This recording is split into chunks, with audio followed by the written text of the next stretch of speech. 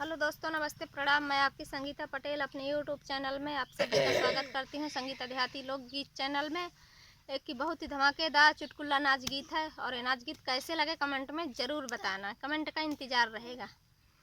करिया पे तना गुमाने लुंगी झार के चले हीरो, लुंगी झार के चले हीरो। करिया पे तना गुमाने लुंगी झार के चले हीरो, लुंगी झार के चले हीरो। गोरे जो होती मन उबे करती, गोरे जो होती मन उबे करती। करिया पे इतना गुमान लुंगी झार के चले हीरो, लुंगी झार के चले हीरो।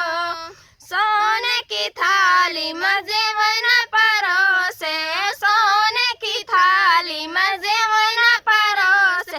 जेवन न जेवन लुंगी झार के चले हीरो, जेवन न जेवन लुंगी झार के चले हीरो। करिया पे इतना गुमान लुंगी झार के चले हीरो, लुंगी झार के चले हीरो।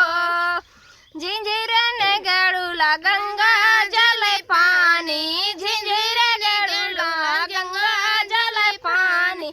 गड़ुला ना घुट लुंगी झार के चले हीरो, गड़ुला ना घुट लुंगी झार के चले हीरो। करिया पे इतना गुमान लुंगी झार के चले हीरो, लुंगी झार के चले हीरो। लौंग इलायची कबीरा जोरायो, लौंग इलायची कबीरा जोरायो।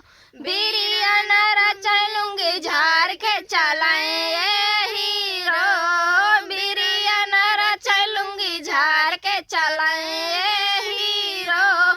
करिया पे इतना गुमान लुंगी झार के चले